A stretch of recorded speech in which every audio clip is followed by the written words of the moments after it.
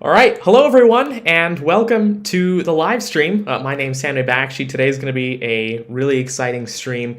Now, I'm going to start off by saying this is quite a bit different from the usual sort of streams that I do. You know, there are a couple of different things that I traditionally sort of stream on this channel. Of course, there's the Tech Life Skills series, and of course, live coding. But recently, I've been working on a really interesting project, and we'll be getting deeper into it in just a moment. Where essentially my goal. All right, hello everyone, and welcome to the live stream. My name. There we go. Audio glitch that we had to fix there, but you should be able to hear me now properly. Essentially, what I've done is I've gone ahead and taken Minecraft, a really popular game, and essentially got it to run on the new Apple Silicon processors. Now, Apple Silicon's a really exciting new platform by, of course, Apple. Essentially, it's their initiative to transition the Mac from Intel processors to their own custom-made processors. Now, these are processors running the ARM architecture. It's really fascinating from a developer's perspective, because now there's this whole sort of new opportunity for kinds of applications that we can build that would not have been possible before, you know, with the x86 architecture. And so I've been interested for a very long time in actually getting started with this platform and seeing just how mature it is for developers right now. And so I thought, you know, what better way to figure out how mature a platform is than to actually get Minecraft and compile all of its dependencies and run it on Apple Silicon. And so that's precisely what I went ahead and did. Now, something to keep in mind really quickly is that yesterday I did post just a little sort of screen recording where I'd shown a little demo of the game actually working. There are very few people who so far have actually got the game to run natively on Apple Silicon. And the reason for that is because it is pretty difficult. Apple Silicon's a brand new platform. macOS so far has been, you know, entirely x86, and so all of its dependencies just kind of expect that you're running on x86. And so convincing everything to compile against ARM first of all, and then convincing Minecraft to actually sort of point to the dependencies that I've compiled myself was a bit of a challenge. But we'll be getting much deeper into that and quite a few other technical details in a bit. But I am glad to say that, of course, we can take a look. This is an Apple Silicon Mac, and Minecraft does indeed launch on it. I think that's just absolutely fascinating. Not only does it actually launch and work, however, what we're actually going to be doing today is, as far as I know, nobody has actually yet completely beat the game on Apple Silicon, right? So running natively on Apple Silicon without using Rosetta 2. It may have been done with Rosetta 2, but I'm not sure. And so this is going to be the first time, I believe, anybody will have beat the game running completely natively on the new Apple Silicon architecture. So I think that's going to be really fun to take a look at. And I'm also joined by two of my friends, Ananya and Michael, who will be joining us in a moment. And then we will actually get started. Now, of course, what's really, really interesting to me, at least, is that not only are we going to be, you know, playing the game on Apple Silicon here, but in fact, even the server that we're actually going to be playing on is hosted on the same Mac, and the live stream is being handled by the Mac as well. So all of this is happening on a single computer. I'm connected to an external monitor. The Mac is charging at the moment. And guess what? The computer doesn't even have a fan. So, you know, usually when you got a desktop computer or even a laptop that's trying to do something this intense, you know, you've got to have a fan. It's going to be really noisy. This computer's completely silent, no moving parts in it. And I just want to see, you know, what kind of performance can we expect from a machine like this? So that's why we're doing this little test today, and I thought it would be really fun. And at the same time, I get to talk a lot about the sort of low-level world of compilers and Java, and, you know, how exactly I got all this to work, and the world of programming. So if there's any questions, feel free to go ahead and put them in the live stream chat. I see there are already a couple. Thank you, Tomato Ketchup, for sending those through on the live stream chat. This is unfortunately going to be a private server for now because, you know, this is for us to test. And you're also asking, for commands, would you recommend Minecraft Java Edition or Bedrock Edition? I don't have experience running Bedrock Edition. So I would recommend Java. I believe it's the better of the two. It has things like deterministic redstone and stuff that I think is just generally better. Performance-wise, of course, Bedrock would be better, but I'm not sure about commands yet. So I'll look into that in the future, and I'll sort of get back to you. Also, a question from Ayush saying Apple Silicon, no GPU and no fan. How? Well, that's the magic of building, your own silicon and your own software together, especially when you can use a RISC architecture like ARM. So we'll be getting into that in a moment. But there is indeed a GPU. It's just a GPU designed by Apple, so it's an integrated GPU. It has, I believe, equivalent performance to like a GTX 1070 from a couple years ago, which is really good considering it's an integrated GPU on a MacBook Air. But we'll be talking about that more in just a moment.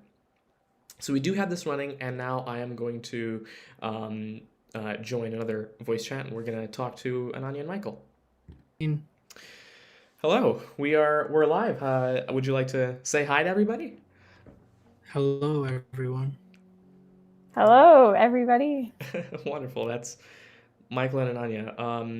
Ananya was actually recently on a student special for Tech Life Skills, so I'll link to that in the description if anyone would like to go check that out. But how's your setup going? Good. I'm just updating my mouse batteries, but now it's connected. Wonderful. All right, so getting your mouse ready. Now Michael's already gone ahead and joined the server, so I'm gonna go ahead and do that as well. The first time we're gonna beat the game on Apple Silicon. I think this is gonna be really fun. All right. So Michael, where are you at? Okay, so I already found a village. Oh. That was effective. So the coordinates are -687, 66, 604. Can you send that in the chat, please? It's in the Minecraft chat. I'll send it again. Yeah, send it again because I just joined. Now, something I want everybody to keep in mind is that as we're doing this, I'm currently getting usually around 100 frames a second while I'm streaming and hosting the server. All right, Michael, how many frames a second are you getting? I'm at when I'm moving, I'm at about 115. Okay, that's interesting. And what's your But keep in mind, I'm on a computer with 16 gigs of RAM, a Ryzen 5 2600, and a RTX 2070 graphics card. Okay. So it's considering it's 15-ish frames more compared to your compared to your MacBook with this new silicon chip, that's pretty amazing. Yeah, it is to think that we're going from what's the TDP for your CPU? Oh, it's like what, 320? Oh wow. Okay, yeah. To think we're going from the triple digits to the literal, single to double digits with this processor, I think is genuinely pretty incredible. And Ananya, what computer are you running on? I'm running on a 2015 MacBook Pro. Okay. Now something that I think is really interesting is that even the older, or not older, I mean it's only like a year old, but the 16-inch MacBook Pro that I also have can barely manage 60, and that's on a really good day if you don't have if it's not raining in your world, literally, it will reach 60. And that's with an Intel processor and one of those integrated AMD GPUs. So it's pretty amazing just how this works. Now, what's interesting is, as I'm playing this, the Mac, first of all, is barely getting hot. And also, really quickly, there is a question in the live stream from Tomato Ketchup again, saying, would you recommend Lua as a beginner language? I don't really have much experience with Lua. Here's the thing about Lua. It's a language that used to be used for a lot of different things. So, for example, the Torch deep learning library was in Lua, but then mostly because of the fact that it was written in Lua, people kind of stopped using it. And so I would say that Lua isn't a language that's been greatly adopted by a lot of people. So maybe sort of as a beginner language, it could be great to sort of get into it because it's pretty simple. But then when you're actually sort of implementing real use cases, it can be a little bit annoying to use because it's not particularly well supported by the community. So it could be good as a beginner language, but I would recommend starting off with something a little bit more sort of widely applied, a language like Swift or Python or Julia or these sorts of things that are easier to actually use in the real world. That's what I would say generally. But to sort of learn the world of programming, of course, there's nothing wrong with using Lua. Now, what render distance do I have right now? I'm currently at let's see here, 12 chunks. Let me know if there's any settings that you want me to change. I can go ahead and do that. And I can test that out at different things. So I'm going to keep the F3 window open here so you can actually take a look at the FPS as I go ahead and do this. Also, another comment in the live stream chat saying C++ was the first language I learned. That's great, but in a lot of cases, C++ can be, I would say, not necessarily the best language for a beginner, because having to learn different very low-level concepts at a beginning stage can be really difficult to do for beginners, and sometimes sort of distracts you from the logic of the programs you're writing. Michael, I know you unfortunately have a little bit of experience working with C++, and you didn't particularly enjoy it, did you? I mean, I wouldn't call it unfortunate. It's just, yeah, when you're working with low level, there are a lot of considerations you have to take into account that you don't necessarily have to do with like Python or interpreted languages. But I've done C and C++ for a while since university, so I'm a bit more comfortable with it. But for a beginner, I could see where there'd be a lot of challenges. Yeah, definitely. But also on the topic of Lua, if it's just a bit of a tidbit, Minecraft actually has mods where you can actually program functionality with Lua, like you can make bots and stuff. So that is one use case you could always try out in a gamified environment. That's interesting. Quick question for you. Changing topics here. Are you currently sleeping in the world? Because I had Ananya leave for a minute, so we can actually I was make trying a day. to, but then nobody else was. I'm also sleeping now, so if you also sleep, it would make Okay, a I'm day. sleeping. Wait, so should I join the server again? Now you can, yes. There we go.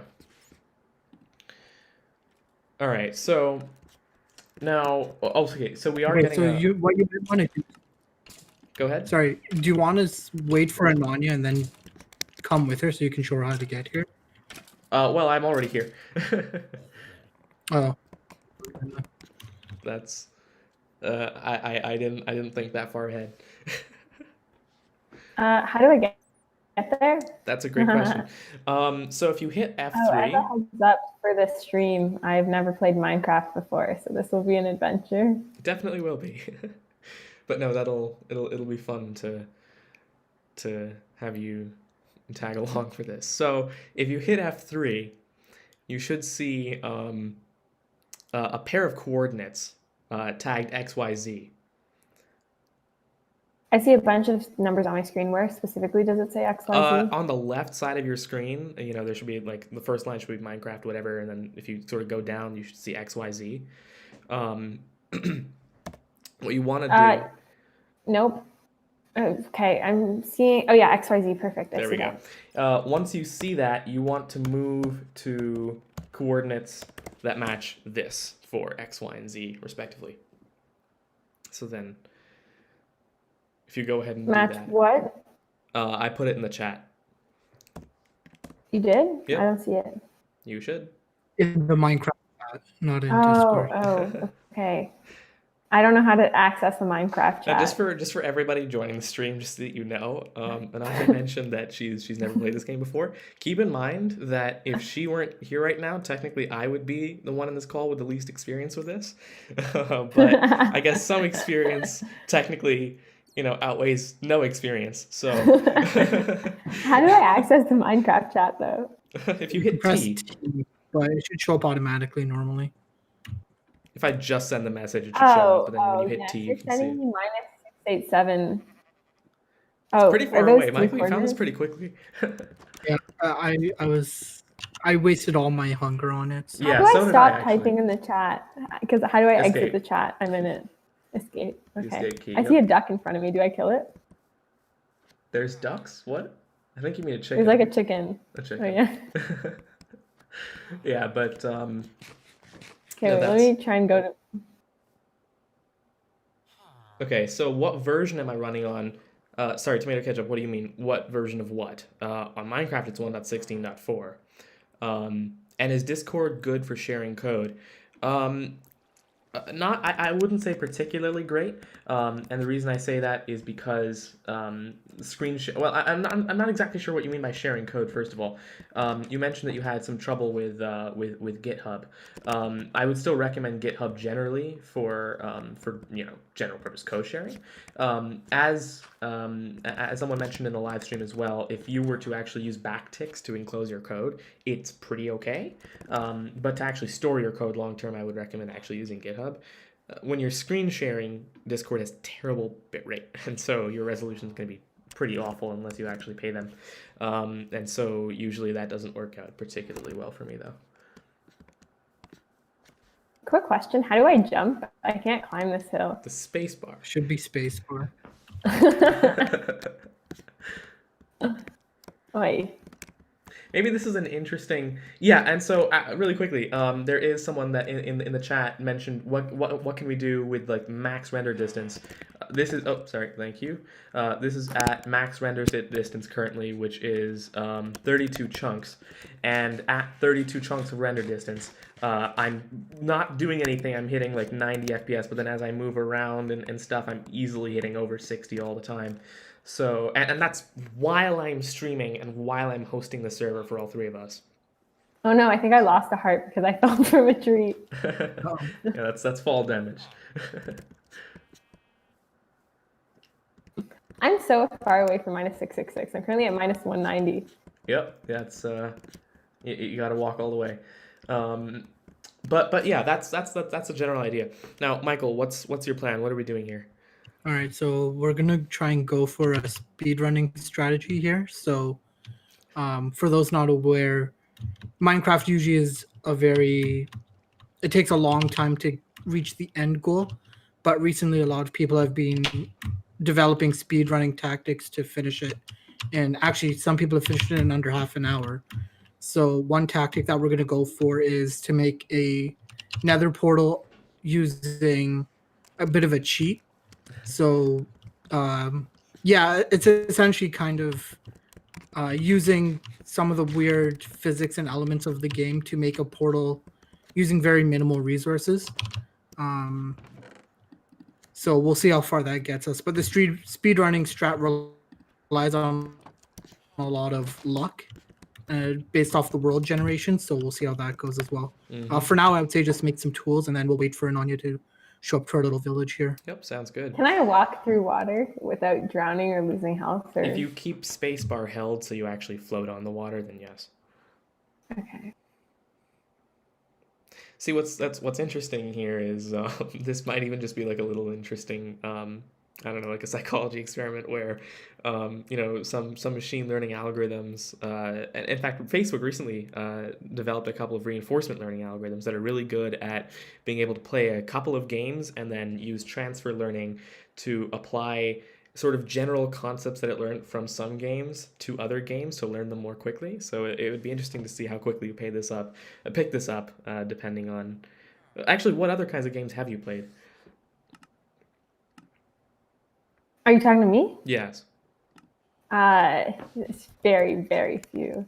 Oh no, I played a lot of Pokemon, actually. That's Okay. what I did religiously. Michael, do you feel like there's any sort of elements that could transfer over from that? Currently, I would say my games are Pokemon, poker, and chess. Nice. We'll see what skills transfer.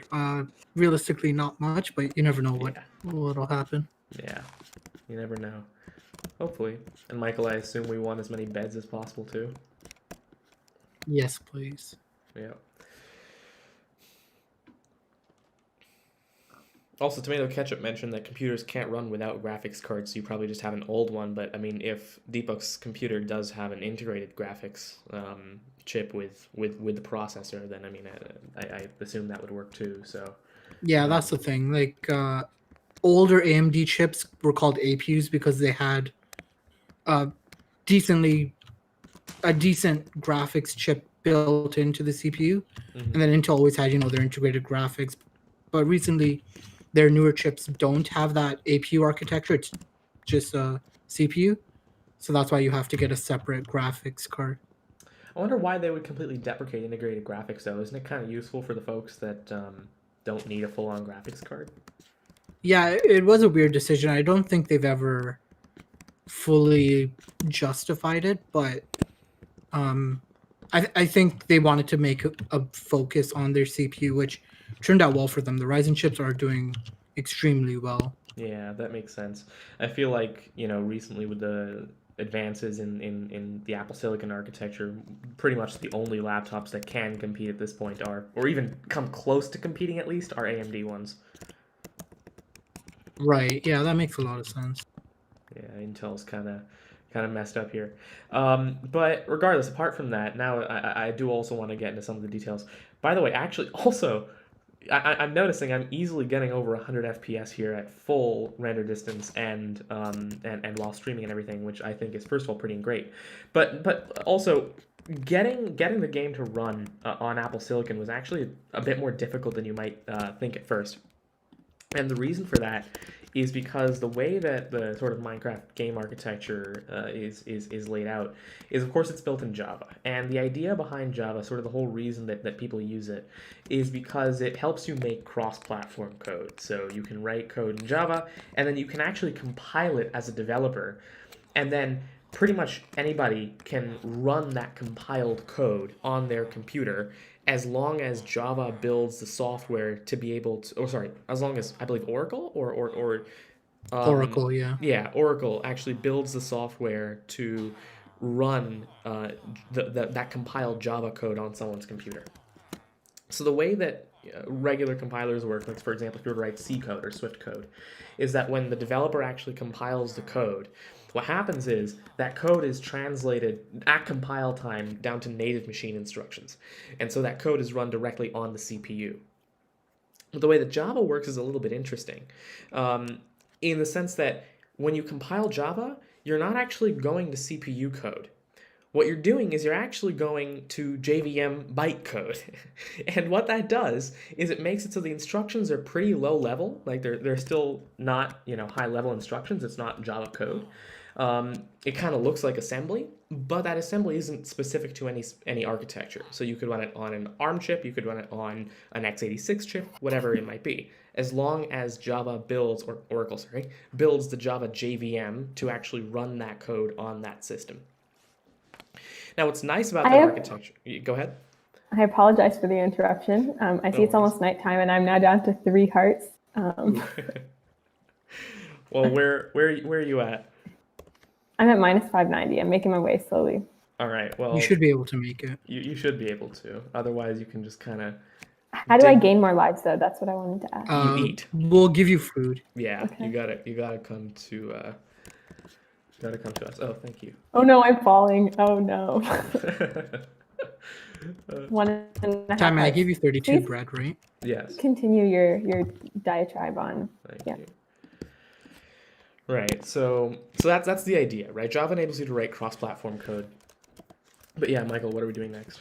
How can I help? I mean, you're kind of... Oh no, I'm at 1 heart. Did you get all the I can't beds? see anything. I got 3. I didn't get all of them. I'll get all of them. I don't know if I'm gonna make We'll it. loot all the houses for their beds, and any wool you can find, we'll have to loot as well to make more beds. Oh. Now it might seem weird that we're just... Oh, okay. Sorry, where are you at, Ananya? I'm at minus 634, but I'm also at 1 heart. So if it gets really dark, just dig 2 blocks down in dirt. okay. Or sorry, 3, and then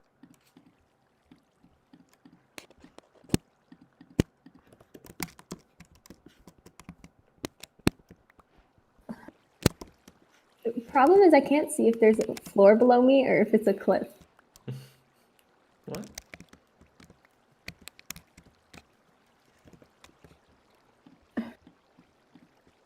Nope,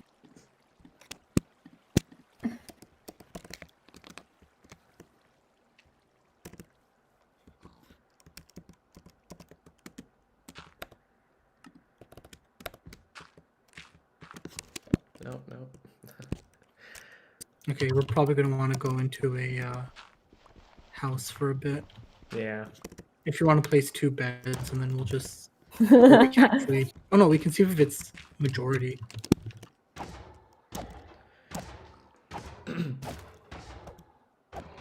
Also, yeah, I am seeing a comment in the live stream chat. Will I actually make a tutorial as to how to run this on Apple Silicon? I will be doing that.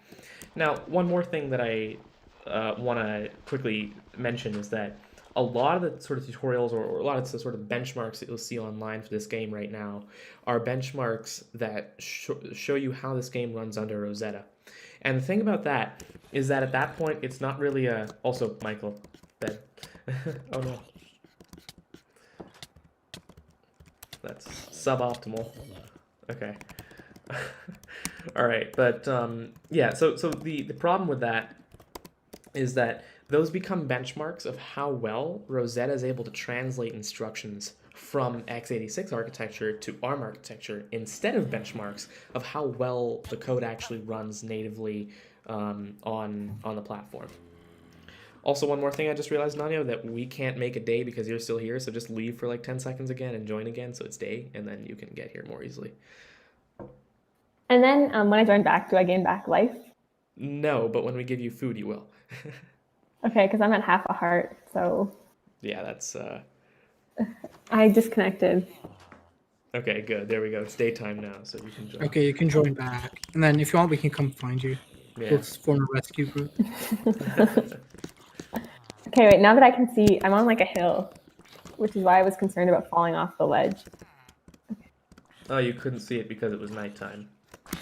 Yeah, and I didn't want to fall off the ledge and risk my half a heart. Okay.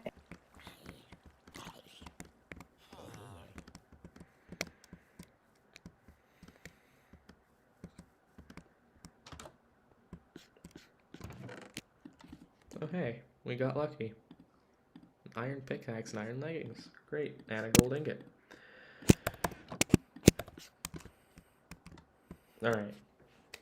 So, before I actually continue just talking about this tech, I want to ask the two of you. First of all, I mean, I know you probably were, Michael, but Nanya, were you watching the Apple event where they actually announced the new Apple Silicon Macs? I was not. I watched parts of the replay, but not all of it. Okay. But Michael, what were your favorite parts of the new M1 chip? What excites you most? For me, I'm very hardware oriented, so just them explaining the design and the process into designing and the architecture, how it works integrated into the overall laptop was really fascinating to me. Mm-hmm. Yeah, that definitely makes sense. Especially the unified memory architecture is something that I think is really unique. Exactly, yeah. I find there's a lot of the new focus is a lot of focus. The new focus on computers and even gaming consoles now is this unified architecture where pieces integrate a lot more natively. So one big thing a lot of companies are working towards now is what they call direct memory access. So this is more for gaming, but instead of loading certain assets into RAM and then from RAM into the GPU to use, um, they're working on a method to go directly from storage into the GPU. Mm-hmm. And I feel like what's... Yeah, go ahead.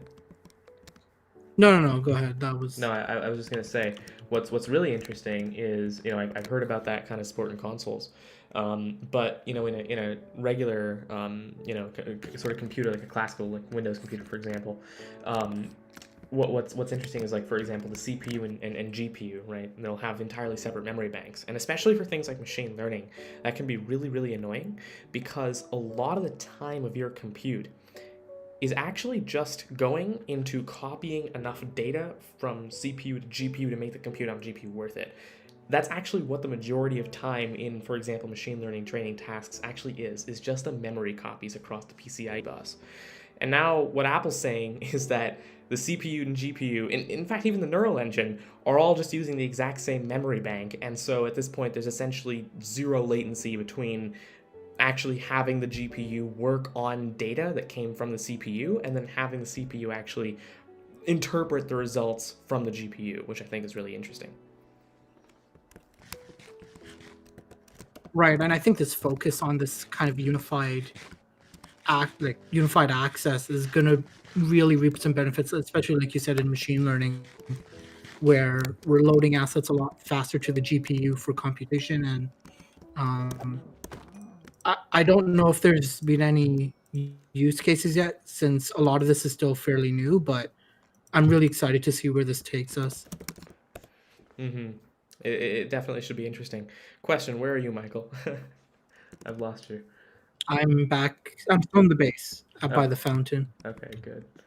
Because we gotta set up a I'm little just making rescue beds. mission for Ananya once we. Oh, I died, yeah. so I respawned. I So could now tell. I'm Oh no.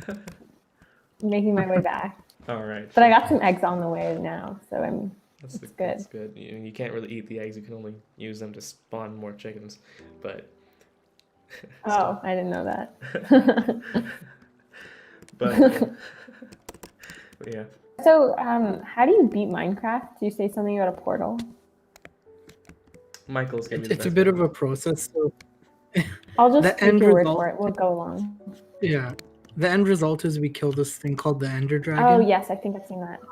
Yeah, and there's a process to get Okay, to great. him, which we're gonna hopefully expedite a bit. Yep. That's the goal.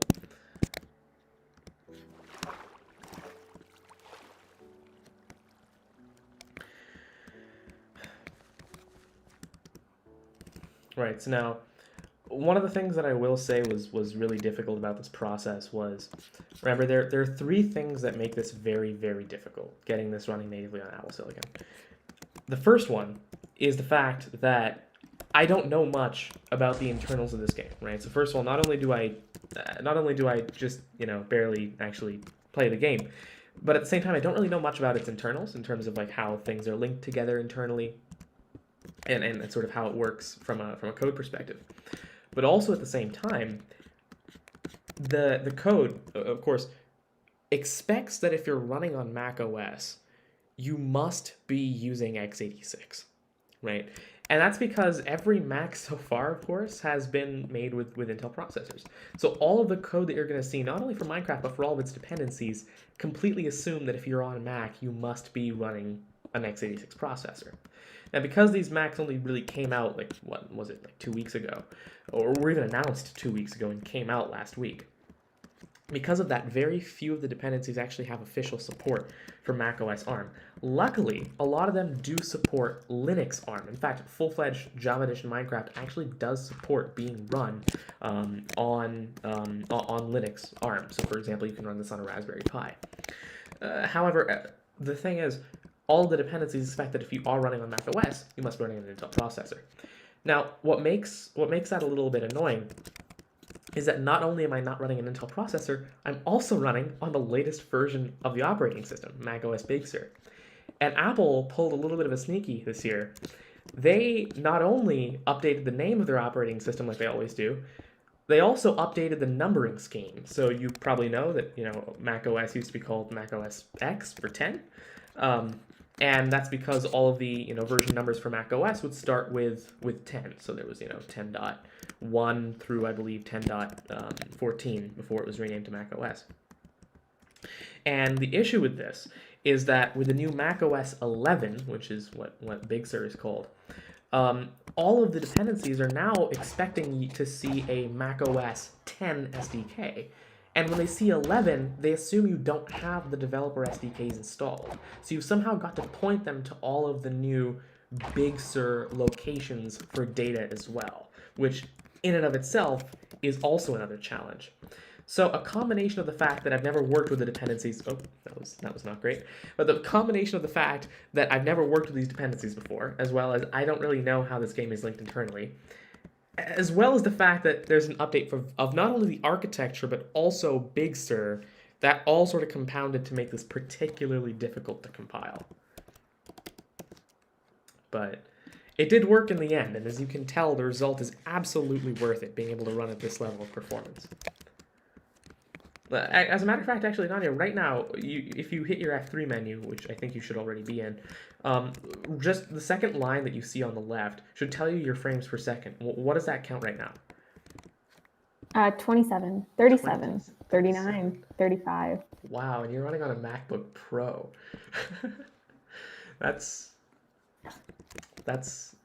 definitely interesting to think. Is that fast or slow? That's very slow. I mean, an Air with no fan, then again, for Intel, I don't exactly know, but compared to this new standard that Apple's setting, I'm currently getting like 100. So definitely some improvement that Intel needs to make there. Also, I am seeing a question about. Oh, that's not good. But I am seeing a question on the live stream chat about protocol support. Oh, Michael, that wasn't good. Yeah. No, it was not good. Are you back at spawn now? Yeah, I'm on my way back. Oh, well. I guess you can help Ananya get here then. But no, what I was saying was actually, what was I saying? Where was I? Yeah, no. Tammy, can you tell me the coordinates again? My coordinates? All right, I get that responsibility this time. All right, there we go. But yeah, you can make your way back, and while you make your way back, which actually I can't let your items despawn either, so I'm gonna quickly pick them up.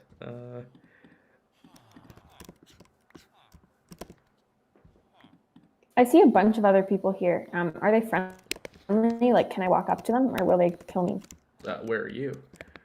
I'm at another person's village. I mean, she's at negative 631, and we were at what, 604? I'm at minus 652. Yeah, that's close enough. I can probably find you. 652. All right, but yeah, tomato ketchup. Your question about protocol support. That's what I was answering. So let's see here. Let me just quickly take a look at that question. All right, so protocol support has a branch that can allow Bedrock clients to connect to a Java server. Okay, so here's the.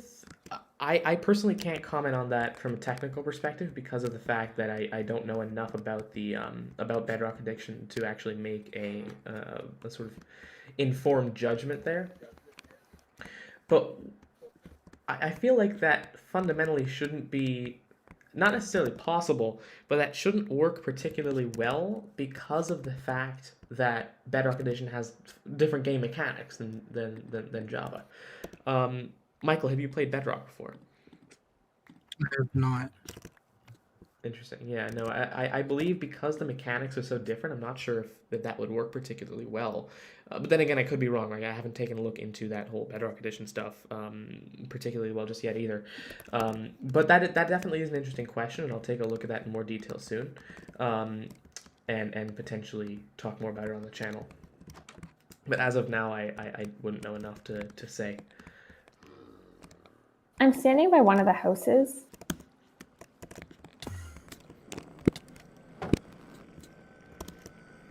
Oh, which house is it? Maybe go in one of them and close the door behind you so that nothing can actually. How do I open the door? Oh, just right click it. My mouse doesn't have a right click. Oh yeah, two control fingers. click. Got it. Yeah, or No, it what doesn't you do can that do, either. which usually is more Okay, convenient. wait, there's already someone else on this bed. There's two people on this bed. If you just right click it, it'll kick them out. Yeah. Are they non-player characters? Are Yep. they real? Nope, they're They're not real. NPCs. Yep, there's only 3 of us here. Oh, I made the bed disappear. I just mined it. Oh, well, place it down then. Oh yeah. Okay. How do I do that? You can, if you scroll to where the item's located in the hotbar in your. Got it. Yeah, and then right click.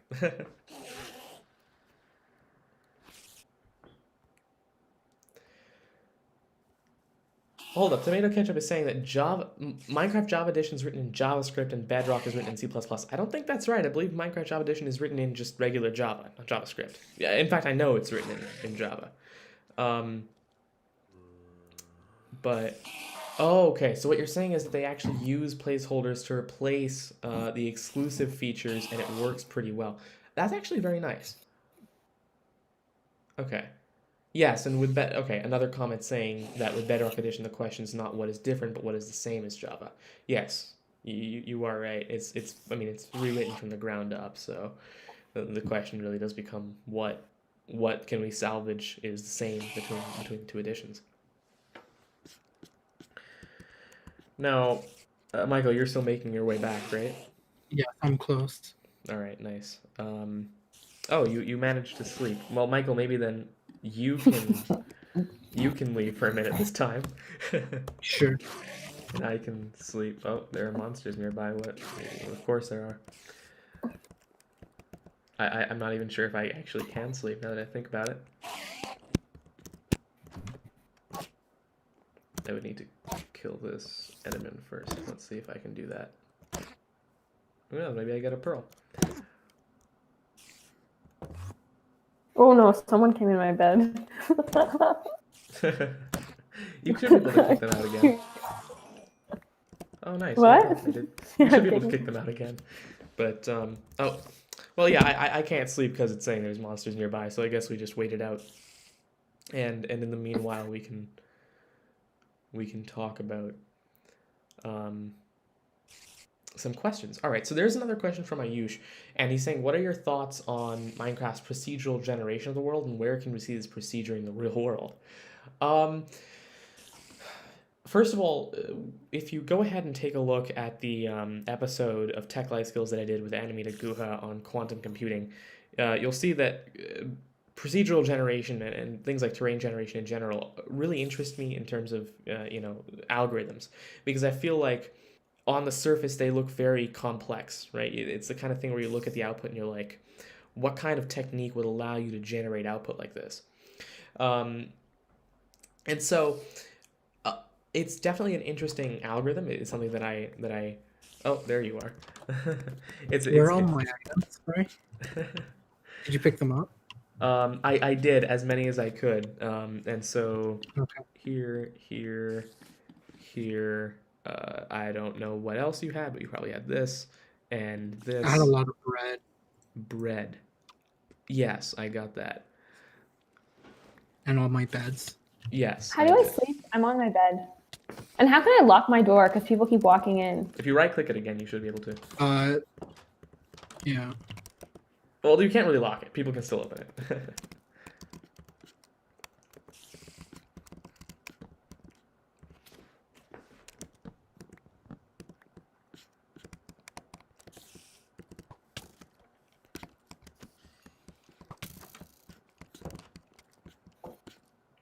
That was close.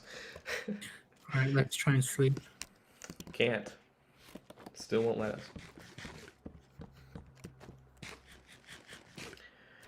But regardless,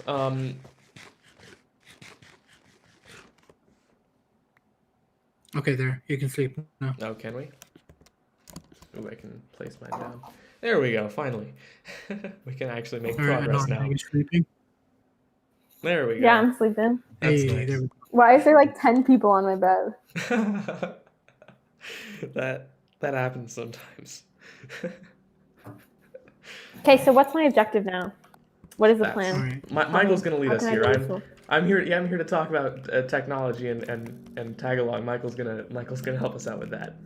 All right. First, where are you? I don't see you. Let me just exit. Okay. Oh wait, do you have the bucket of lava, Tanmay? Yes. Okay. So at least And we have that. I took the bed with me so I can sleep wherever I am. That's good. We're Yeah, gonna need that's those. good. Should I steal some more beds? Take all the beds. We're gonna need Okay. them. Okay, let For me more steal than them all. just sleeping. Yeah, we're gonna make them explode. Oh, cool.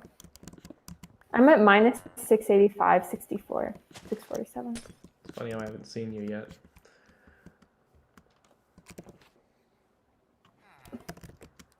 What was it? Minus 685? Well, now it's minus 715.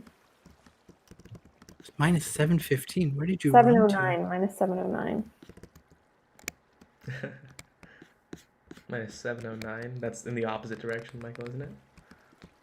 You know what? I'm just going to steal some more stuff and then tell me where to go, and then I'll regroup there. Okay, you have to be somewhere here. Minus 710 now. I'm in a house, by the way. Okay, well, stop moving for a minute. Are you here? You're not here. What's your Z coordinate? Minus 709, 66, 652. 652. All right. You, I see. No, that's not you. That's not you. There you are. Finally. Right. Oh, I see her. Hey. All right. So, so Michael, yeah, you can let us know what our objective is before I go back on my Alright, monologue of tech. So if you want to just kill those iron golems and harvest more iron, Makes sense. yeah. Should I kill this fireplace?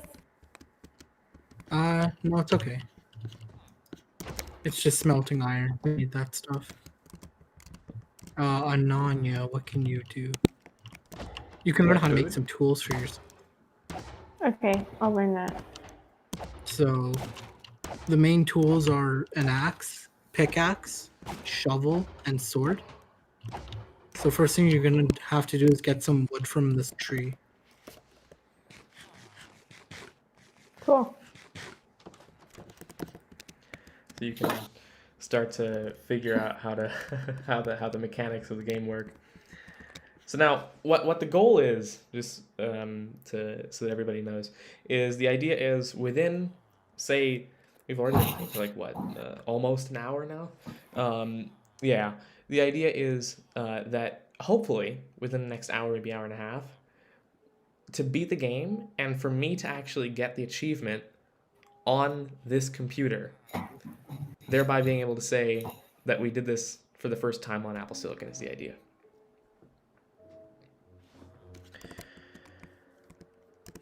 Michael, let me know how I can help.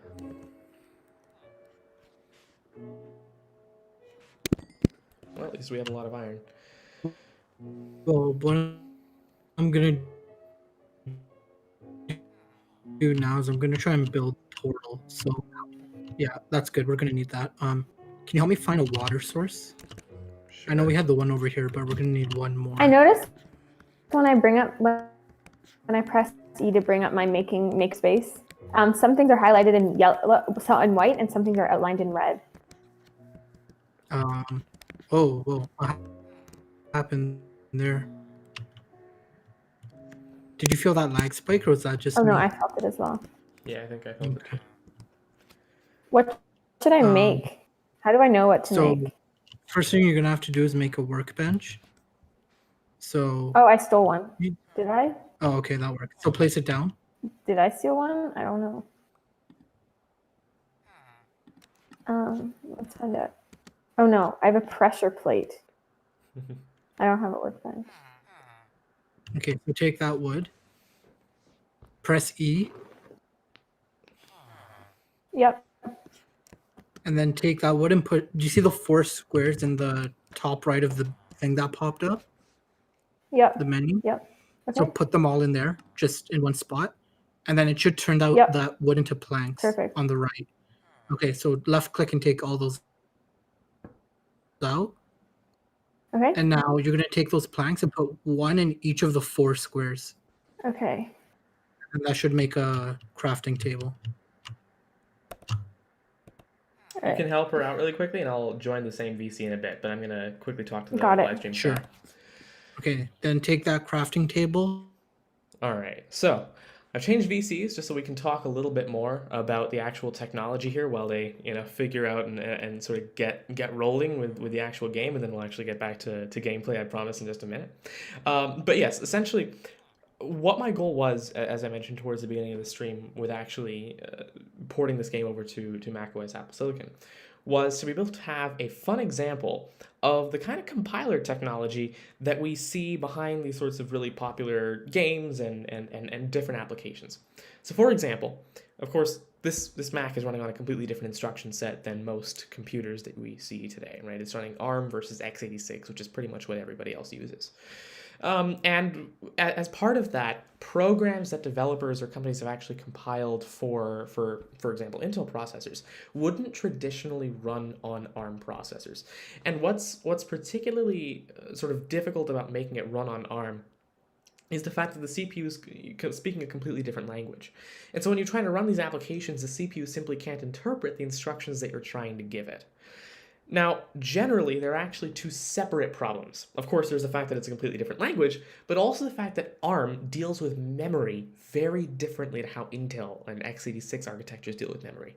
Specifically, it has to do with how different threads of execution on the CPU actually deal with accessing and locking memory to make it so that other threads don't overwrite data, and how they actually load it into cache lines. And what this means is that whenever you try and run x86 code on ARM in specific, you end up incurring a lot of overhead. And that overhead comes from the fact that not only are you trying to run non-native code, which in itself already introduces inefficiency, but also the fact that you're trying to emulate a completely different memory architecture. So different threads actually have to lock memory manually. And that's super inefficient. But the M1 is actually the first ARM chip out there that actually contains native hardware support for that kind of memory architecture. What that means is that Rosetta 2 can actually run different games at some pretty good, I would say decent speeds. So for example, what I'm going to do really quickly is actually leave the game, because I do want to show you something while they figure out their getting their sort of games to run. If I were to just go and launch like normal Minecraft, like official Minecraft over here, and if I were to hit play, then you should see that it loads up like normal and it should work.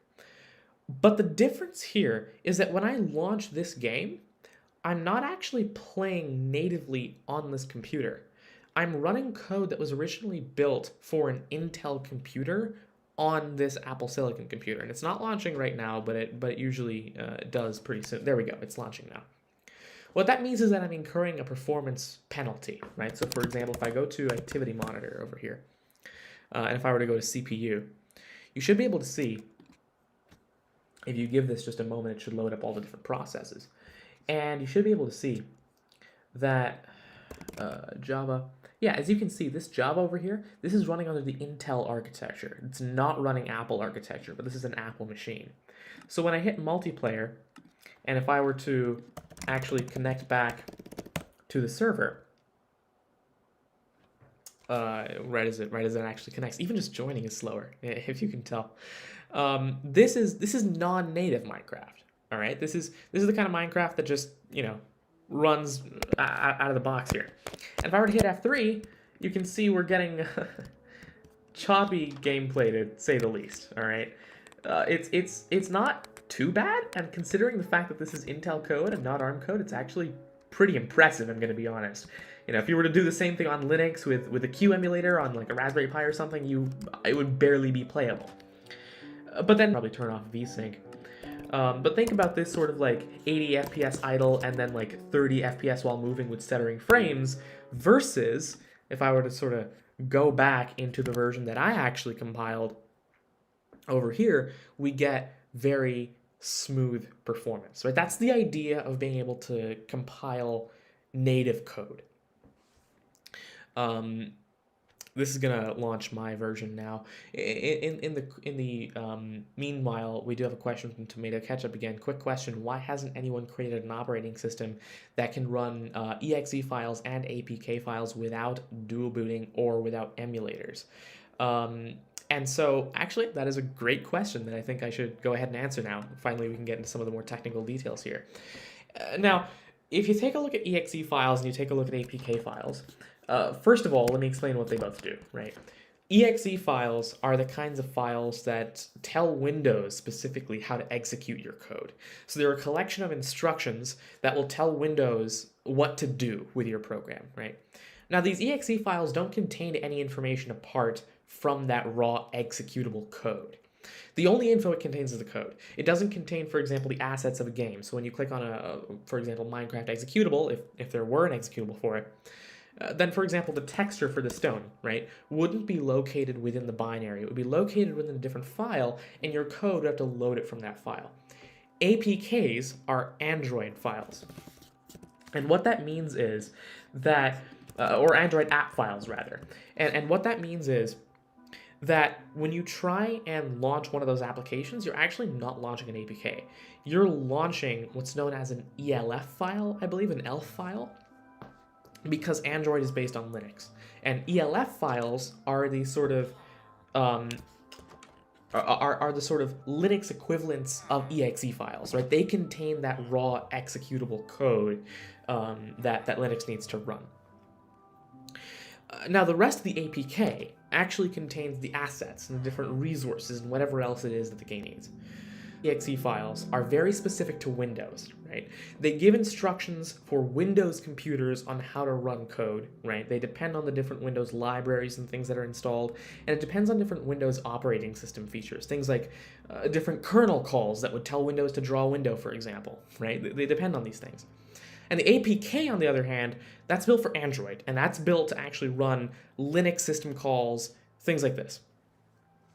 Now, the issue with that is that, first of all, both binaries are targeting completely different platforms. They're linked against different libraries. They're written in different formats, which is ELF versus EXE. So first of all, right off the bat, that's one incompatibility. A second incompatibility is that most Android phones, or most Android devices, are running the ARM architecture, versus Windows mostly running x86. So not only do you have a different format to deal with, you've also got a different architecture to deal with. So it's a lot easier to say creating an operating system that can run both than it is to actually do that. Usually, Android devices are lower power than Windows devices, which is why a lot of people work on emulating an Android environment within Windows to be able to run these applications. Now, if you switch over to Mac for a moment, you realize that Mac isn't based off of Linux or Windows at all. Like, it's a completely different architecture altogether. It's based off of two things, the Mach kernel and the BSD userland. What that means is it's very similar to Linux in the sense that it's sort of like a Unix-like environment for developers, but at the same time it's also very different in the sense that it's not based off of Linux, right? It's a completely different kernel, it's a completely different architecture. And so what that means is that when you're using Mac OS, for example, when you launch a .app file, right? When you launch .app files on Mac, what you're really doing is kind of like the APKs on Android, is within the APK, within the app file, you happen to have the actual Mach-O executable, which is that sort of Mac-specific format. And then, along with that, you have all the different resources that you would need. And so that's how different applications are run on different operating systems. Of course, it does vary from application to application. So that's just sort of like a general rule. So for example, when you run Google Chrome or Slack or these sorts of applications, or actually not Chrome, let's just say we would talk about Slack or Discord. They're built in a framework called Electron. And Electron is this really interesting framework where you don't need to write native code, like you don't need to write, for example, Swift code or C code to write an app. You can write JavaScript code. And what's going to happen is when you ship your application, when you actually launch the app, it's really going to launch a browser window in the background. And that browser window is going to run your code. And so that's the general idea of these different frameworks. And so I see Michael left and joined there, but I'm gonna join that voice chat again, and let's see where they're at. Let's get back to playing this game and finishing this, getting this achievement, being able to be the first to do this on Apple Silicon. All right, so where are we at? What's our status looking like? I keep getting kicked from the server That's not for normal. some reason. It says timed out. Is your internet fine? No, it says it was forcibly closed by a remote host. Oh, so it's my internet. We'll see. It looks to be okay now. That's good. Ananya died, so she's making her way back. Yep, I saw that. And I'm trying to build us another portal. Very nice. All right, I can see you're doing all the heavy lifting. Thank you for that.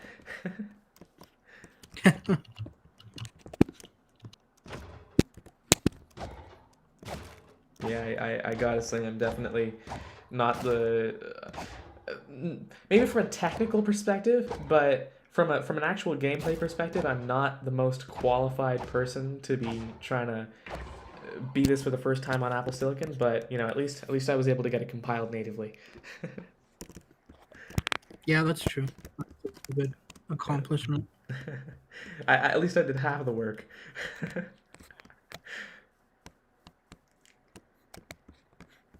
Now what we need to do is get you one of those new what's the thing? Uh, let's actually quickly Google that. I'm forgetting what the brand is. Fuji.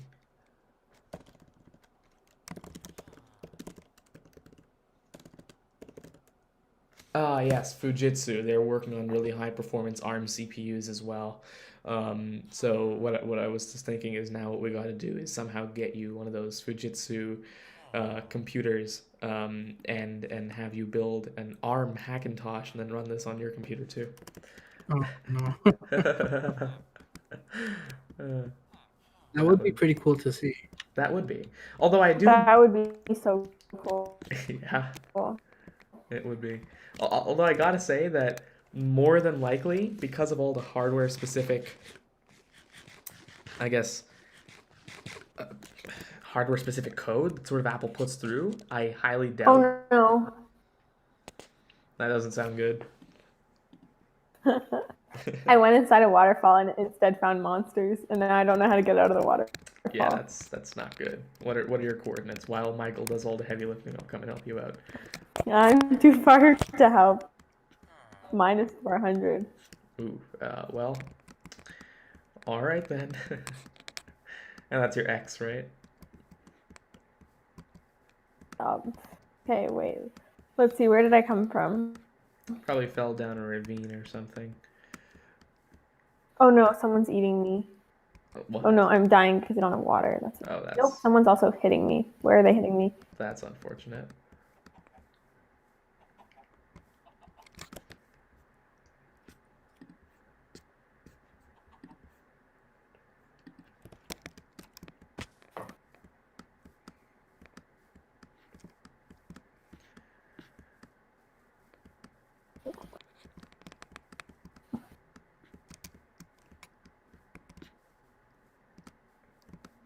What's your Z coordinate? Right, Yeah, I'm just dead. I might as well just die now and respawn. Did you have anything important? Mm-mm. Good. No, I have all the items. So. Good. It's good to only trust Michael with that.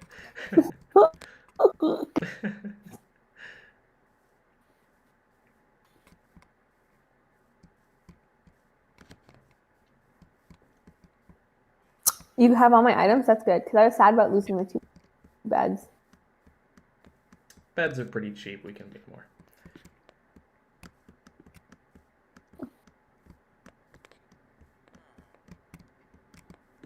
We might need to move locations. There's not enough lava here to make the portal. Oh no. Yeah. Well, when we I did find a surface pool of lava kind of close by.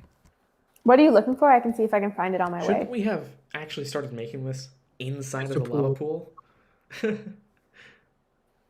Well, yeah, but there were none nearby, so I was trying to make do. I mean, we could just move.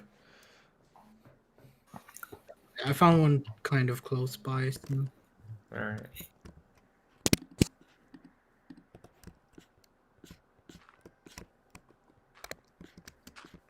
Well, you go ahead and do that, and Ananya, you can try and make your way back. In the meanwhile, I guess I'll make us some... Does flying or teleporting exist? Like, is there a way to move faster than just walking? Yes, you double tap W, Double tap to what? Double tap W to run. Like double tap and then hold.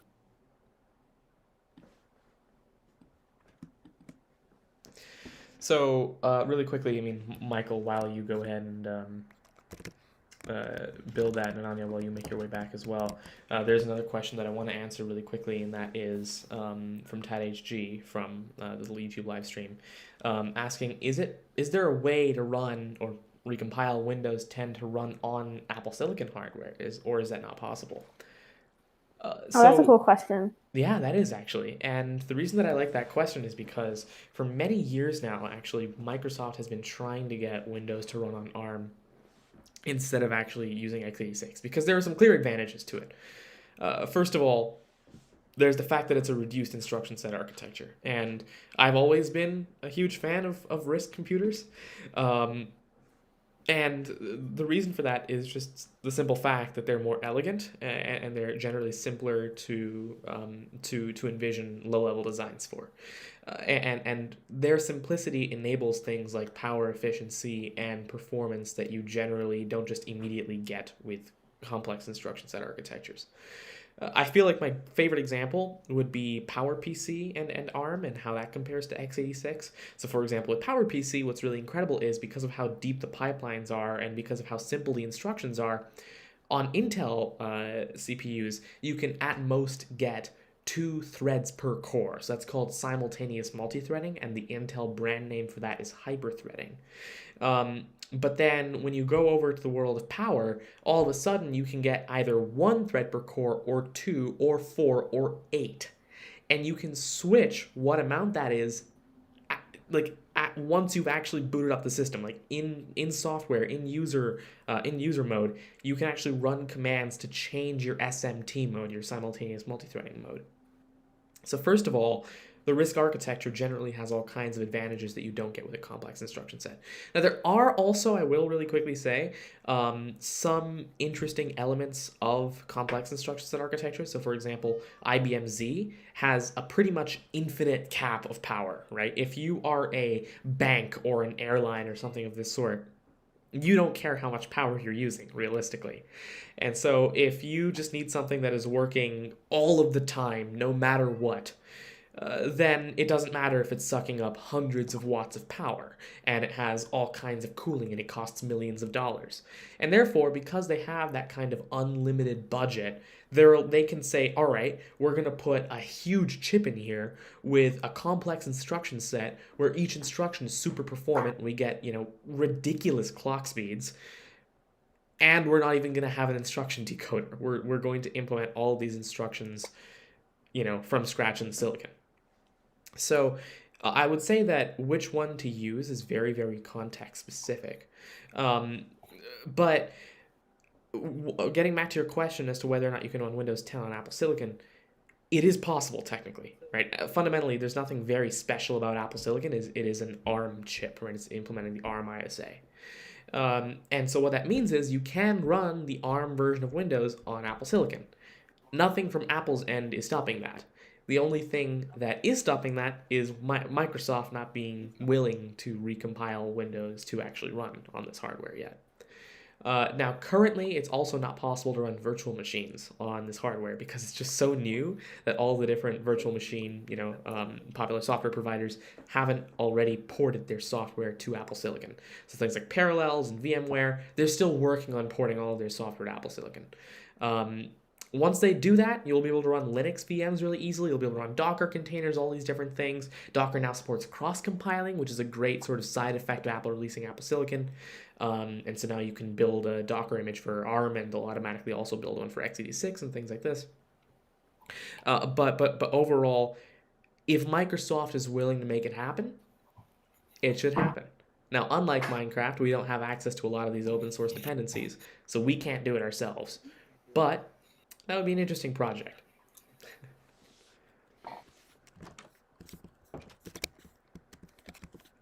Right, Michael, I see you're trying here. You got, 3 pieces of obsidian put down? Yeah, I don't have enough lava to continue, so we're going to have to go find that other spot. That is unfortunate. So do we just kind of scrap whatever we have already here? just collect whatever resources you can, like beds and stuff, and we'll move. Yeah, right, let's do that.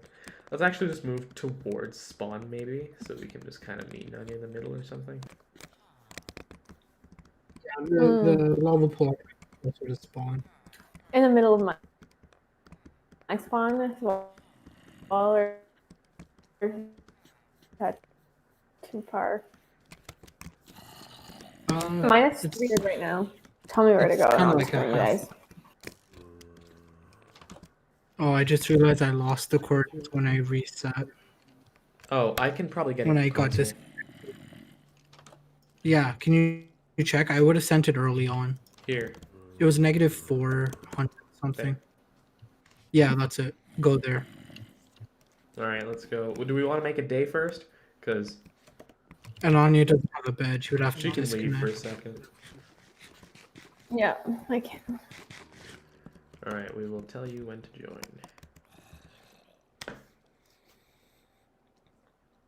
Another question from Tomato Ketchup. What's my opinion on Oculus OS and Chrome OS?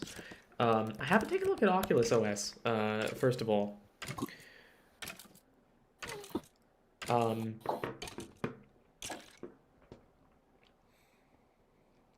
So I will take a look at that. I'll be back in around 30 seconds to a minute, and then we'll continue the stream.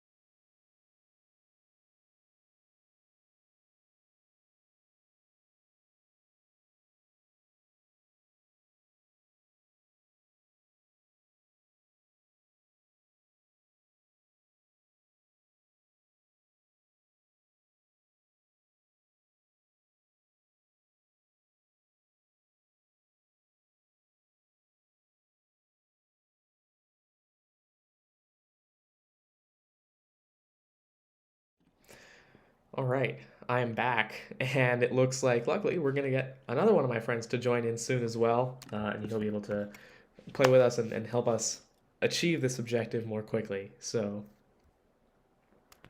I should rejoin back here. All right. So Ian's going to join us soon. Oh, it looks like he's here. Hi, Ian, can you hear us? Good morning. Hello. Good morning. I mean, considering you just woke up from a nap, that makes sense. Trying to figure out. Yeah. Trying to figure out why you're coming out of my speakers. Turns out my headphones are just really loud. Okay. Yeah, loud headphones and speakers are almost the same thing.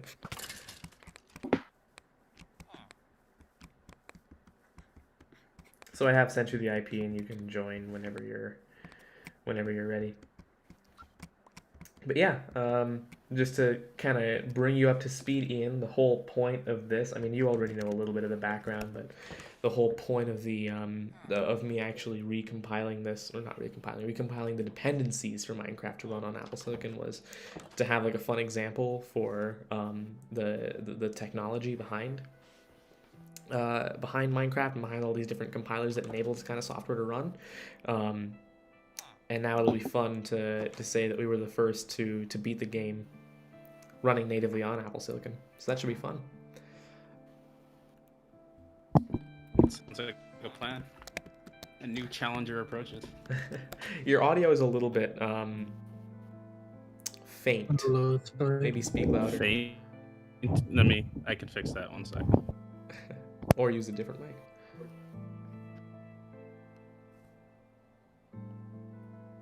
A different mic. There's already 2 of them in the server. How many you need? No, my mic is. You have to be very direct with it, so I have to be like right in front of it. How does it sound? It's better now.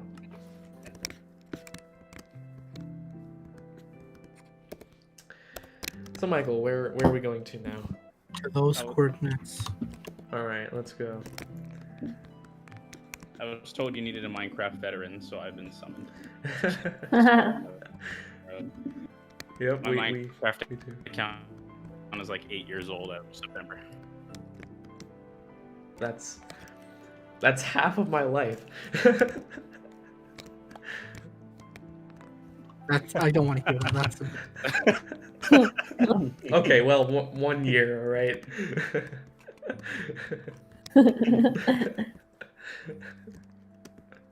You can imagine, because the Ender Dragon is in the game, it sees everything in code, and it's just going to be like, what is this when it sees Tanmay? He's literally I going found to a be like fountain of Neo in the lava Matrix. here, if it's helpful.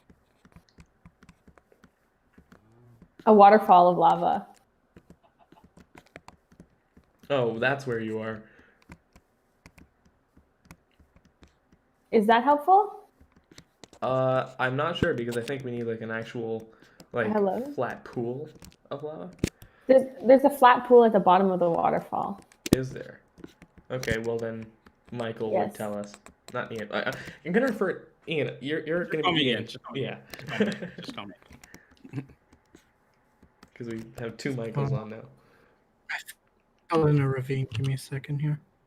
So I was running an older version of Minecraft, so I'm joining now.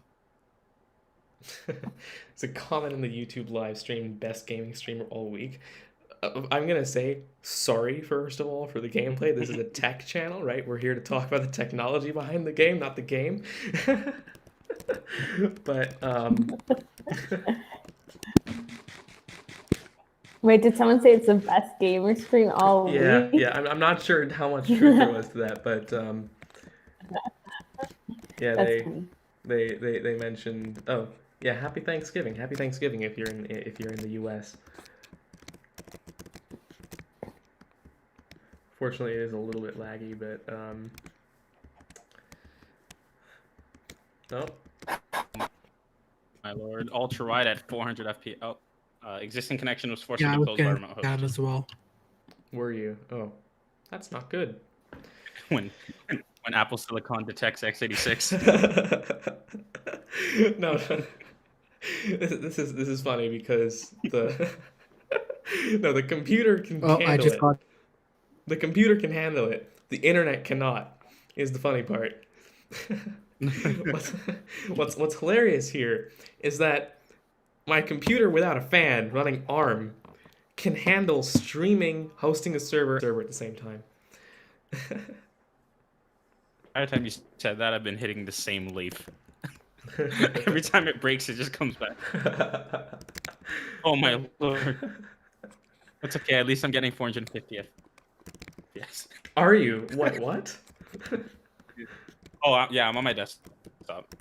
Not on 450. My, yes. That's good. That And puts. it's Well. Okay, here's the comparison I'm gonna draw. Yeah. Yes. What's the TDP of your CPU?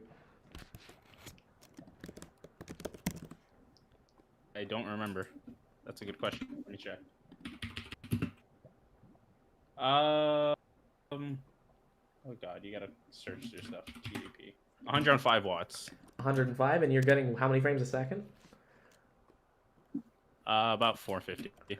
So 450 divided by 105. 260 you're getting... now. As I run around, let's say 260 because as I'm running around, it's about 260 now. Okay, so 260. All right. So you're getting about 2.5 frames per watt. All right, frames per second per watt. Meanwhile, on Apple Silicon, right, I'm getting about 100 at 10 watts. So I'm getting 10 frames per second per watt. Oh wow. So that is particularly what excites me so much about this, is the performance per watt. Because now, imagine scaling that same architecture to a 16-inch MacBook Pro or an iMac Pro, where you have a much larger thermal and power envelope. That's all thanks to our unified memory architecture with 16. No. I don't know if you're into talking about rumors on your channel, but what are you excited for the 16-inch MacBook Pro? That's not a I know we rumor. talked about B and what the new MacBook Pro is going to be able to do. Oh yeah. I don't know if you're one for speculation. So. I'm definitely up for speculation. I mean, I can already envision. Are these the ones that are rumored to come out with the new mini LED displays, or no? There's no confirmation on that part yet. Oh my lord, I'm just realizing the monitor's really cool. No confirmation on that part yet, but it's really just that there'll be a new MacBook in like Q1 or Q2 of next year. Okay. And M1X processor. At least that's what the unofficial name for the processor is, the M1X. Mm-hmm. Seems like a fancy boy. It's going to have 12 cores, that's what they say, which sounds fantastic. 8 high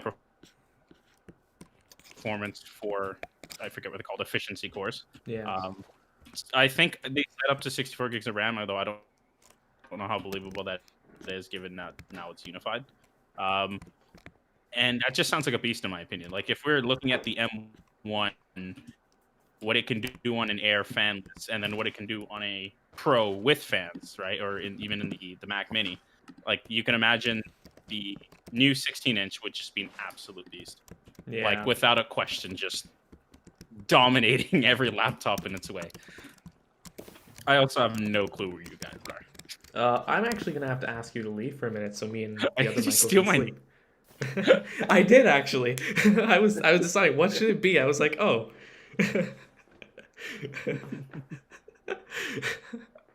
Oh Lord.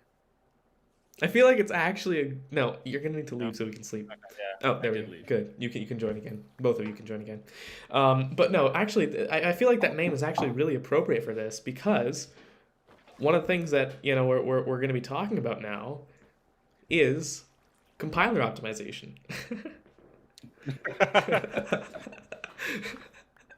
So you inspired me to choose the right name.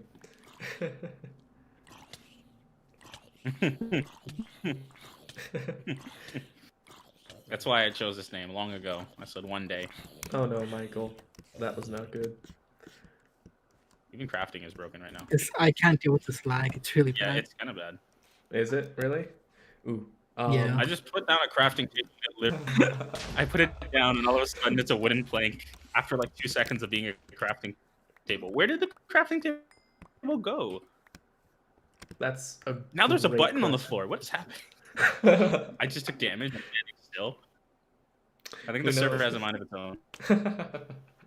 Yeah, this is all because of the translation error between x86 and Apple Silicon. No. Oh, and I keep kicked again. Oh wait, hi Tanmay. Did you just die? Why are all your Oh, no, items this everywhere? is Michael. This is Michael. And wow, you actually made it here alive. That's nice.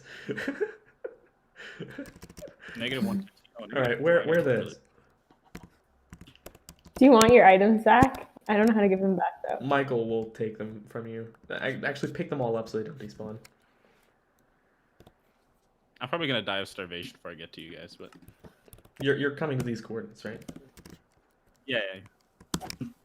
Christopher Columbus saying it. All right. Chickens, cows, egg. Hello, Egg. Oh, there is a question. This is interesting. From Tomato Ketchup. Getting back to this, actually. Do you I think can't. Chrome OS is on? My answer would be absolutely not.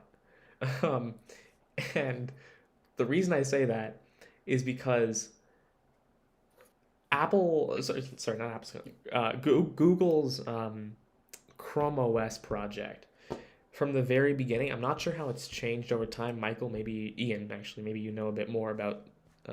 Actually, Ian, have you taken a look into Chrome OS at all? On Chrome OS, on what? Your voice cut out. Have you taken a look at Chrome OS at all? A little bit. Not a lot. And Michael, what about you? I know about it from like a sales point because when I used to sell them, we had to do it like a education session from people at Google. Hmm. So I know a bit about it, but it's developed obviously quite a bit from when I used to look at them. So It's painful to use. That's. I mean, I wouldn't call it painful to use. I think it's more so just they had a very specific target audience for Chrome OS, and um, I think the audience that they were going for didn't like it didn't really meet their needs because there's still a lot of restrictions on Chrome OS Yeah. that most people, again, because Windows dominated the market for so long that people got used to how that operating system would work, and Google tried to change that field of view. But when you've been so long with one type, it's hard to move to Yeah, another. absolutely. I think especially if like I'm just so annoyed this guy took my name. But especially when like in schools, for example, like you don't need. I think what they realize is like a lot of schools don't need like all the crazy things you do with Windows, and especially what ends up happening is you have to hire some IT team to lock down a bunch of the Windows functioning with Windows. For example, I don't know. Maybe it's just because we're all on sort of the developer side of things. It's just definitely not for me. Yeah. Right. No. Yeah. Like when I was selling them, the main audience would actually be for parents and children, actually, for school, because it just gives you a very minimalistic Yeah, it's everything you need for interface. the classroom. Exactly.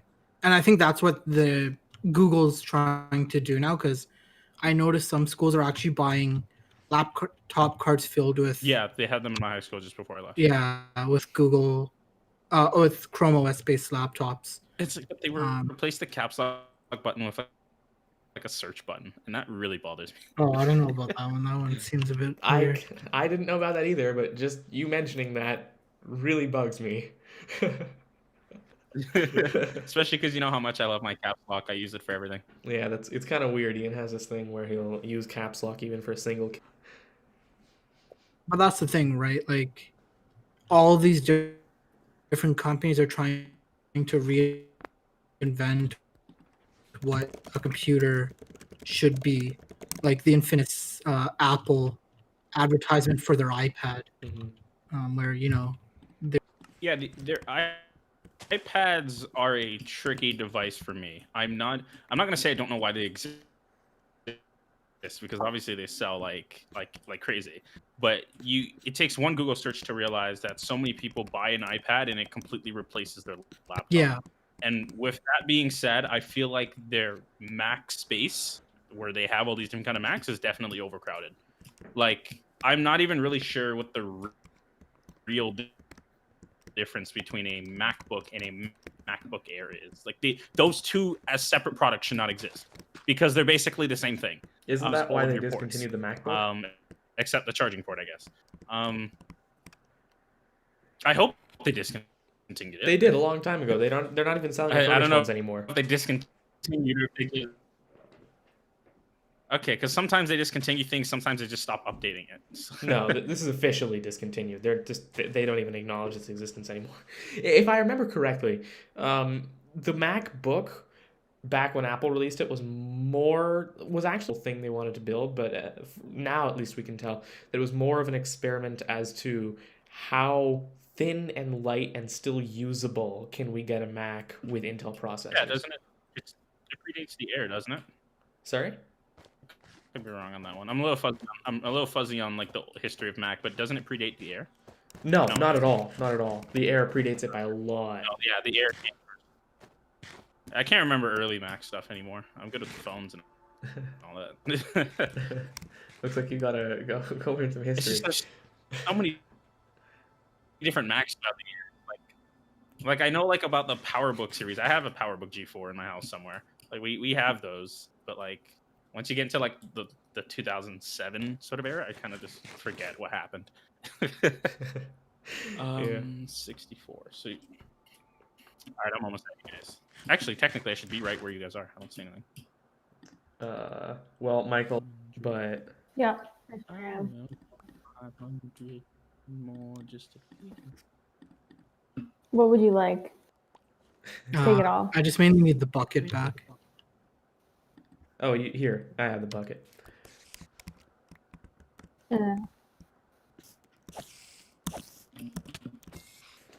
You should take these. Keep them in safekeeping.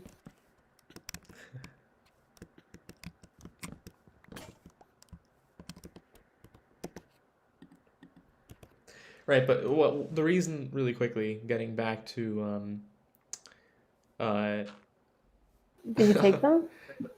all right, really quickly, I do see a comment from Shalom saying, "Hey Tanmay, I think you're enjoying playing the game more than actually discussing technology." I'm gonna say it's actually quite the contrary. I mean, I do enjoy the experience of beating the game for the first time on Apple Silicon, but because I'm not definitely not the greatest at this in the world, the game itself to Michael and Ian over here, who are Minecraft veterans who are gonna sort of get us through this, but yeah, no, I'm having a lot of fun talking about technology. I'm struggling to change my Y coordinate right now for some reason. I mean, do you To really, Minecraft veteran. Every direction I go is just increasing. why do you need to change your Y? What? I'm trying to reach you guys. You need to change. Well, yeah, but you ground. We're not at all. No. This is a very mountainous area. We are Oh, at what my used to be a lava pool before Michael put down water, and now it's Yeah. obsidian. That was my bad. I kind of botched that part. We found a pool and then we messed it up. We're on the verge of greatness. Yeah, this lag is really not helping me with block placement. I'm gonna quickly restart my I internet. It might cut out for a would second, but it might help the lag. To host the server. How are you hosting the server? Hold on.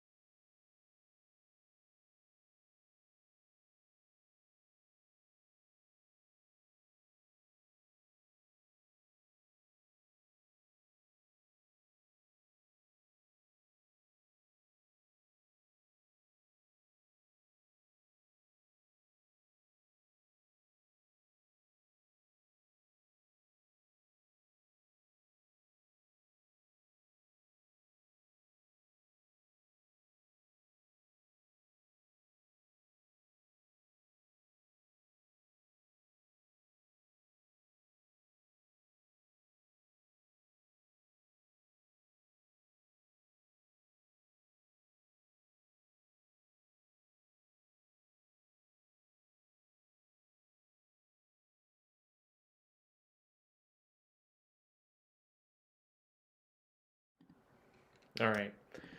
In theory, the lag should be better now. As in, there should be less lag. Find out on the next episode. No. All right. I see some weird wooden structure. Yeah, that's me. I trap myself in because it's nighttime and I don't want to die. I have to hard running past skeletons. I can't even run because I don't have food. Oh, well, take the bread. Here, I'll pass you some. There's a beehive. I'm gonna smack it. No, don't. That's like the last thing you should do. I like a creeper. Here, take this. What's that, dude? Oh god, I can't place blocks because of lag. See, these are the kinds of issues we need to fix in computing before we focus on the new ARM instruction set and everything. Oh. You're hosting this server on your laptop? Yep. That's the whole point, is that we're doing all three things: the stream, the server, and the playing it actually on Apple Silicon. Can you host an ISP on your Apple Silicon? I wish.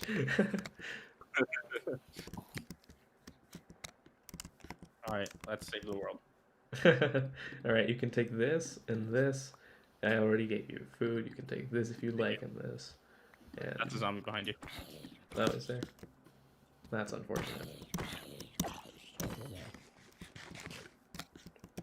The Walking Dead intensifies. Alright,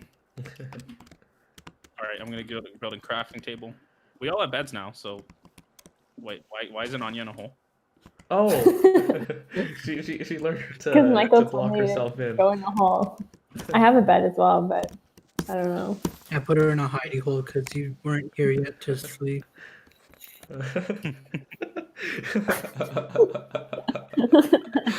Hey, we can all wait. What?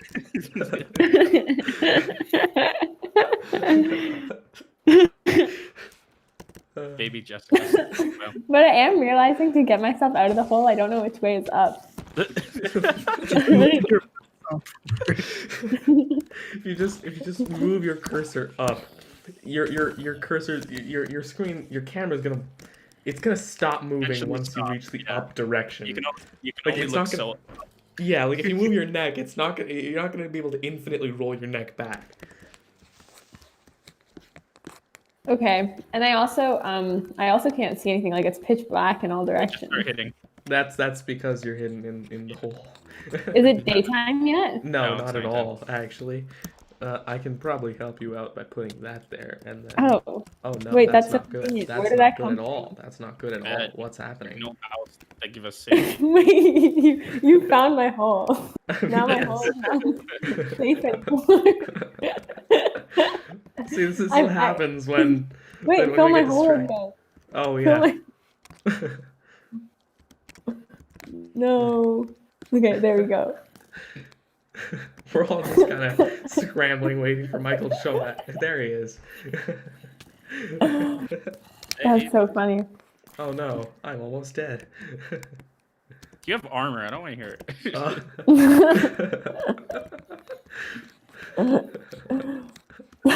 Did you find my hole by accident, or did There you we know where go. you were going? It was only a matter of time. Free stuff.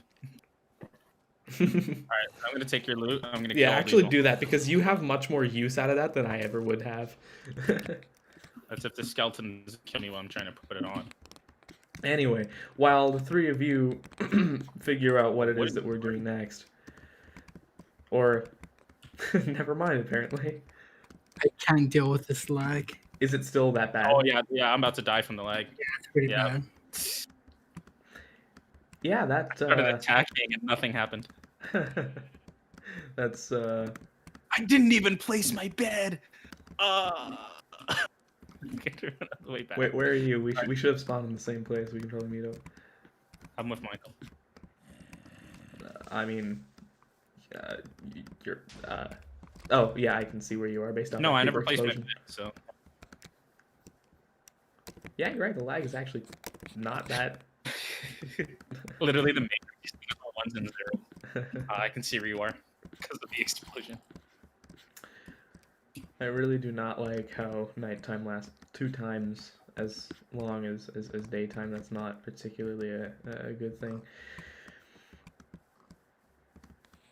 In the meanwhile, as we make our way back, so Michael, just to confirm, we're going back to that nether portal coordinates? It was around -407. It was this. Alright, let's go there. And while we go there... Oh God. Are you While guys we ready go for there, it? I'll go ahead and answer some more questions. Now, really quickly, once again, yes, I will be posting up a tutorial and like a more easy to use application that helps you actually compile and run the dependencies for macOS Apple Silicon natively. I'll be releasing those soon, within the next couple of days on my YouTube channel. But one thing that I do want to quickly go back to is we had that whole discussion about Chrome OS. And the reason that I brought that up and the reason that I asked you two about your opinions on it is because I feel like I can give a technical description as to why I don't like Chrome OS, but it's kind of harder for me to say from a user experience perspective. Now, if you are part of the very, very specific demographic that would benefit from a Chromebook, then I feel like, yeah, it kind of makes sense, I guess. Like if all you're doing is using like web apps, things like Google Docs or Google Slides and things like this, then it kind of makes sense that you would that a Chromebook would work for you.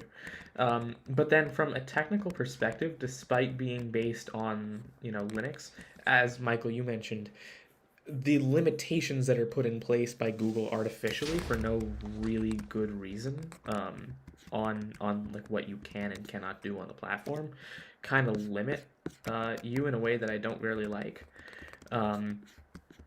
And it's like, what I mean by pointless restrictions is that, or that's not good. But yeah, what I mean by pointless restrictions is if you take a look at some of the restrictions that you have, for example, on Mac OS, things like app sandboxing and entitlements and things like this, there's a very good reason for it, right? It's something that you can pretty easily justify as like, oh, a security concern or things like this. Whereas on Chrome OS, it's harder to justify, and people that sort of, or kids particularly, that have Chrome OS as their first exposure to computing, I feel like aren't as well off, I guess, later in life, or not even later in life, like when they're actually learning to transition to real computers. And it kind of also goes back to my point about programming languages, right? In the sense that when you learn a language like Python as your first, sure, that's great because then you can focus almost purely on a logical perspective and not really have to worry about, you know, the actual syntax of a language, because Python's, it encourages duck typing. You type whatever and the interpreter will figure it out. But then what happens is that gives you a bit of a skewed perspective as to what programming is like, and then it's a little bit harder to transition to other languages. Whereas starting off with something like Swift or Julia, you instantly have a pretty good feel for not necessarily what's going on behind the scenes and inside of the computer, but rather you have a good feel for a little bit of how exactly your code actually interacts with the computer itself. Also, I'm gonna take coordinates. yeah, I was gonna say we should send these coordinates because we found a really good lava pool and we can almost technically Ananya had the right idea with the little hole in the ground. With the hole? Yep. We should have just done that. Yeah, we didn't all have to die. Yeah. We all did die, didn't we? You all died? Yeah, we all did. Multiple times, actually. Oh no, and you Meanwhile, lost she's all your just in her stuff? hole and just doesn't know. She's like, wait, you The all good died? news? Fighting against 10 creepers. Wait, it's different daytime zombies and now. skeletons. Yes, it Ananya is was daytime. Oh, I was reading a book. Okay, wait, let me escape. I realized my hole wasn't sealed. Okay, let me get all your loot. Which Because way? it's just all Light a here. candle and see where the flame goes. So issue, all my stuff despawned. Not yet. No, there's a lot of time before that happens. No, I checked. It's not there. It's a 5-minute. Minecraft despawns in 5 minutes. You should have told me. I could have gone and gotten it. What happens if you DC from the game? Nothing. You don't lose your stuff. No, when it's on the ground. I don't know. I assume not. Well, I don't know. It's not there anymore. Okay, so here's what I'm gonna do really quickly. I see. What do you that- need? I have stuff. I can give you stuff. I have a lot of stuff. Yeah, iron. I have iron leggings and an iron chest plate. No, I need the ingots. All right, there's a lava pool here. So once you figure out our whole resource situation, then we can make our way here. What's the Okay. coordinates? Just put them in the chat. I did.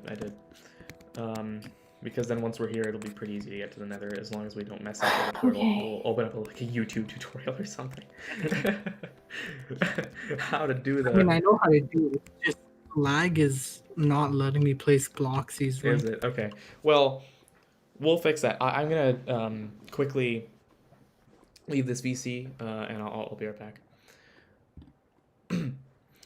All right, so the reason that I left that really quickly, just to let you all know, so we've been at this for about an hour and 40 minutes, and while it is going great, and I feel like it's really impressive to see the performance of Apple Silicon, I have answered a lot of your questions. If there's any other questions that you want me to answer, feel free to let me know right now, and I can go ahead and do them. I'll keep the stream open for another couple minutes. But here's what I'm going to do. I'm going to stop the stream for now, and I'm going to record the process of me beating the rest of the game with my friends, and then I will be uploading that as a recorded video on my channel very soon, along with a more in-depth explanation as to how you can get this working, and of course, the actual technology that goes behind it. And so that's going to be all for this stream today, but I will go ahead and meet you in the next couple of streams and videos where I show you more about what's actually going on behind the scenes. So let's go ahead and join that same VC. All right, I'm we're not back. experiencing lag, but I can't tell because I've never played before if I just think this is the normal. This is your only frame of reference. Yeah. So I have no lag because I don't know non-lag. Negative FPS. Oh, What was yeah. that? That was negative latency. That's what they had. Yeah. That's what they. Flower is good for anything because that's the only thing I can. Different colors. Oh, it's useless. Cast it to the flames. Literally. No. All right. So here's what we're gonna do. We've already streamed quite a bit of the process, and we've answered a lot of questions from the live stream chat. So here's what I'm gonna do. What we're gonna do now is we're gonna end the stream for now, but record the rest of the process of us finishing this so we can get it done more quickly. And then I will post highlights of the rest of the process as part of the larger recorded YouTube video that I plan on putting up anyway around getting this running on Apple Silicon. So I see there are no more questions in the chat. There is just one more from Tomato Ketchup. Do you have a Discord server, Tanmay? I don't. But that's a good point. I should have one. So I will work on that, and you will see when I eventually do get one. It would be great to have people join. You know, you can ask questions, you can chat, do all that kind of stuff. So I will let you know. But yeah, we'll be uploading the rest of this to YouTube, and I'll go ahead and let you know more about the technical details behind why this works and why it's so fascinating to me in the next part of this actual tutorial. But hopefully everyone enjoyed that stream, gave you a good sense of what the performance of Minecraft actually looks like on Mac OS. There's another question as to the performance of the Minecraft Bedrock launcher on Mac OS. I can imagine that the performance would be pretty great because you could just download that from the App Store, the iPad version, and it will work on the new Apple Silicon Macs. In fact, there is a Reddit post actually describing that performance already, and so I will link to that Reddit post in the description so you can take a look. Just so you know, everything here is running on this Mac, which is why you can't see me particularly clearly, because the new Macs still come with 720p webcams. It's 2020, Apple. Come on. Never forget that live stream. A new face technology, great, but like it's the same camera. It's like, sure, you improved the image signal processor, but it's still, as you mentioned, Ian, same camera. So. Yeah, we'll go ahead and let you know more about this in the next tutorial. So thank you very much everyone for joining today. Of course, a huge thank you to Michael, Ian, and Ananya for joining me today on the stream and taking out the time to do this at what is now 11:30 at night here. So we will go ahead and finish the rest of this and upload it to YouTube. But thanks everyone for joining, and we will see you later. Bye bye. Adios.